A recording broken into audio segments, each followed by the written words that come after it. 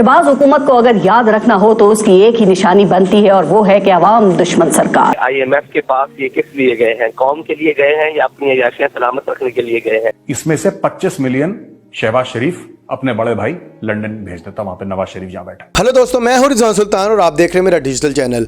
Imported सरकार की शाह खर्चियां और अयाशियां, फजूल खर्चियां इस हद तक बढ़ चुकी हैं कि अवाम के पैसों पे वर्ल्ड टूर भी करते हैं, अवाम के पैसों से अयाशियां करते हैं, मोहल्लात में रहते हैं, अवाम के पैसों की गाड़ियां चलाते हैं और अवाम के पैसों का पेट्रोल फूंकते हैं और उसके बाद अवाम के पैसों से सैलरी लेते हैं और सैलरी लेने के बाद जो पैसा बच जाता है उसको बाहर ले जाते हैं और वहाँ पर जाकर अपनी औलादों को परवान चढ़ाते हैं, उनको अरबों खरबोपति बनाते हैं। यहाँ तक कि इस इम्पोर्टेड सरकार की करप्शन और चोरी की दास्तानें इंडिया में सुनाई देनी शुरू हो गई। अब वहाँ के लोग भी कहना शुरू हो गए कि मरियम के पापा और चाचा चोर हैं। ये क्लिप आपके सामने रखूँगा। इससे पहले आपको बताऊँगा तहरीक लब्बैक पाकिस्तान के सरबराह साद रिजवी और पारस जहांजेब ने बड़ा बेहतरीन तबसरा किया और इम्पोर्टेड सरकार को उसका आईना दिखाया। साद रिजवी का कहना था कि टाइम फ्रेम एक हुकूमत को हमने दे दिया है, अगर इसके अंदर हुकूमत प्राइसेस को रिवर्स करती है तो ठीक है, अदरवाइज़ हम हुकूमत को मजबूर कर देंगे, शायद वो एहतजाज करेंगे या धरना देंगे या लॉन्ग मार्च करेंगे। वो उनका कहना था कि हम हुकूमत को मजबूर कर देंगे कि वो प्राइसेस को रिवर्स करें। दूसरी तरफ पारस जहांजेब ने जो इम्पोर्टेड को सरकार को आईना दिखाया, ज़रा वो देखिए। टैक्स और मजीद टैक्स, महंगाई और मजीद महंगाई। शहबाज हुकूमत को अगर याद रखना हो तो उसकी एक ही निशानी बनती है और वो है कि अवाम दुश्मन सरकार। लगता यह है कि गुज़िश्ता साल जून में पेश किया गया मिफ्ता इस्माइल का बजट और मुश्किल फैसले कम पड़े तो इसहाक डार अपना बजट ले आए। ये बजट कहने को मिनी बजट है लेकिन इसके असरात सालाना बजट से भी ज्यादा तबाहकुन और गरीब दुश्मन हैं। इस मिनी बजट के नतीजे में बिजली 8 रुपए फी यूनिट तक महंगी, गैस 112% महंगी, साबुन महंगा, शैम्पू महंगा, फजाई सफर महंगा, इम्पोर्ट होकर आने वाली हर चीज महंगी, शादी की तकरीबात महंगी, घी महंगा, सॉफ्ट ड्रिंक्स महंगी, जूसेस महंगे, मोबाइल फोन्स महंगे, इलेक्ट्रॉनिक्स की अशिया महंगी, सीमेंट महंगा और फिर जरूरत और इस्तेमाल की हर चीज पर 1% सेल टैक्स बढ़ाने से जिंदगी मजीद महंगी।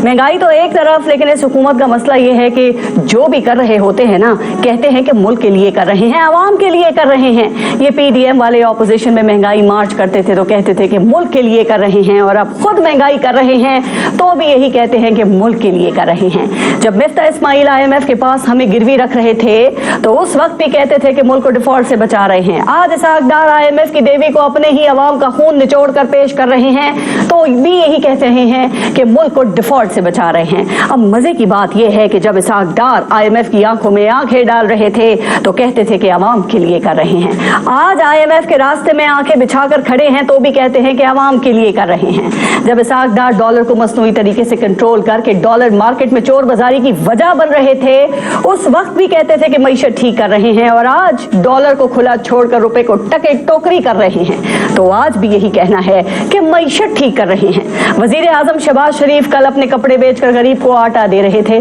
और आज महंगाई की वजह से गरीब खुद ही अपने कपड़े बेचने पे मजबूर है। एक तरफ अवाम पे महंगाई बम गिरा के उनको नंगा करके रख दिया है तो दूसरी तरफ इम्पोर्टेड सरकार का अयाशियों के साथ साथ साजिशें भी कम नहीं हो रही। उनका मकसद क्या है? इमरान खान को यानी अपने जो सियासी दुश्मन है उनका उसको साइडलाइन करना, उसको एलिमिनेट करना या फिर इनसे दहशतगर्दी संभाली नहीं जा रही। कराची में जो हो रहा है वो आप देख रहे हैं, उससे पहले KPK में जो हुआ वो आप देख सकते हैं। इम्पोर्टेड सरकार से जो ज़रूरी काम है, जो इस मुल्क के लिए काम करने चाहिए वो नहीं हो रहे, ना ये करना चाहते हैं। सिर्फ इनको करने की क्या पड़ी है? अपनी अयाशियों की, अपने केसेस माफ़ करवाने की और इमरान खान से इंतकामी कार्रवाई करने की। अब इस पर साद रिजवी क्या कहते हैं, उनकी ज़रा क्लिप सुनिए। भाई बात ये है कि IMF के पास ये किस लिए गए हैं? कौम के लिए गए हैं या अपनी अयाशियां सलामत रखने के लिए गए हैं? कौम का फिक्र है तो जो तकरीबन 1.25 लाख 1.5 लाख गाड़ी है जो हुकूमत पाकिस्तान के ज़ेर इस्तेमाल है उसकी जनाब पेट्रोल की कंजम्पशन कम की जाए, उसकी तादाद की कम की जाए, अपने वजीरों और मशीरों की तादाद की कम की जाए। तो क्या ये हमेशा कुर्बानी का बकरा बनाने के लिए कौम ही रह गई है? जब ये IMF के पास जाएंगे इसका मतलब यह है कि कौम के कपड़े उतरने शुरू हो जाएंगे, कौम के जनाब बेड़ागर्क होना शुरू हो जाएगा, कौम महंगाई के अंदर पिसना शुरू हो जाएगी। ये तो मुमकिन नहीं है ना। तो हमेशा IMF के दरवाजे पर ये जाते हैं अपनी अयाशों के लिए और कौम पिस के रह जाती है।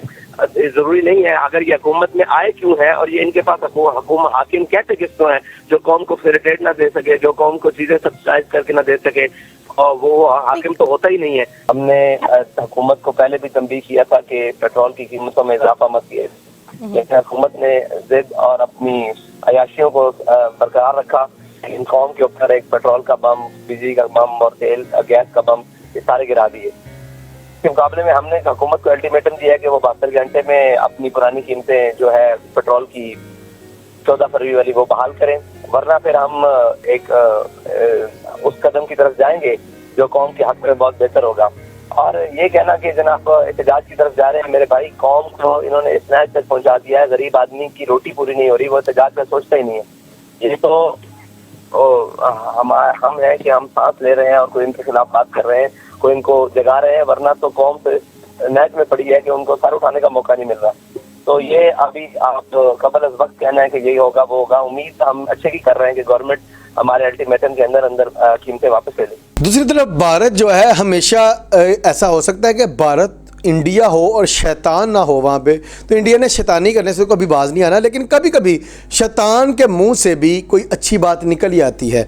और वही बात कि भारत का एक मेजर रिटायर्ड है कोई, वो हमेशा पाकिस्तान के बारे में गलाजत उगलता है, लेकिन पहली बार उसके मुंह से अच्छी बात निकली। वो क्या थी, जरा वो सुनिए। दोस्तों, एक पाकिस्तानी आदमी ने कमाल का काम कर दिया। $30 मिलियन एक पाकिस्तानी गया टर्किश एम्बेसी जो कि अमेरिका में था, उसके अंदर घुसा, चुपचाप $30 मिलियन दिए और वापस आ गया।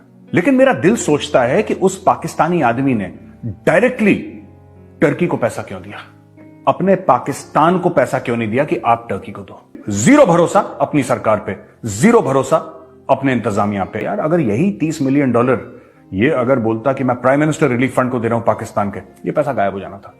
इसमें से 25 मिलियन शहबाज शरीफ अपने बड़े भाई लंदन भेज देता, वहां पे नवाज शरीफ जहां बैठा, ये पैसा चोरी हो जाना था पाकिस्तान में। अच्छा, अब इस इंडियन ये जो बंदा है, इसके मुंह से हमेशा पाकिस्तान के खिलाफ बात निकली है, बिना लॉजिक के, कोई लॉजिक नहीं होती, बस इसको मज़ा आता है पाकिस्तान के खिलाफ बात करके। लेकिन पहली बार इसके मुंह से, ये शैतानी मुंह से डंक की और अच्छी बात निकली है। वो बात यह है कि शहबाज शरीफ को वो पाकिस्तानी बंदे ने $30 मिलियन नहीं दिए कि टर्की को दे दे, बल्कि उसने US एम्बेसी को दिए वहाँ पर कि वो भाई आगे $30 मिलियन जो है ना वो टर्की को दे दे। वो क्यों नहीं दिए? क्योंकि शहबाज शरीफ के हाथ में अगर आ जाता है तो इसके मुताबिक $25 मिलियन शहबाज शरीफ ने लंदन में भिजवा देना था अपने भाई को, लेकिन 25 नहीं, मेरे नज़दीक तो $29 मिलियन तो नवाज शरीफ के पास जाना था। शायद यह अगर उसके दिल में कोई रहम आ जाता तो वो $1 मिलियन टर्की को दे देता।